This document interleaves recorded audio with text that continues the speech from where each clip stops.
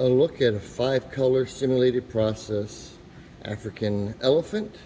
This is our under base white, 230 mesh, done with dreamy white.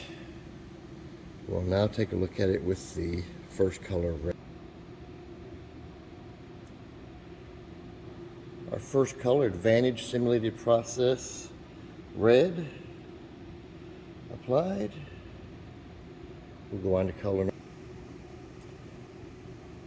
simulated process yellow, applied through 230 mesh. You see now we're starting to get some orange, yellow, some shadows in the elephant skin. We'll go on to the next color. We have now added simulated process gray. See, we're getting a wider color variant in the ears as well as the skin, the tusk. And we have one more color to go.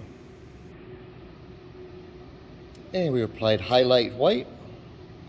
Our final white, our image is completed. You see, we have got lots of detailed texturing in the skin, even in the dried clay mud on the ears, down to the tusk.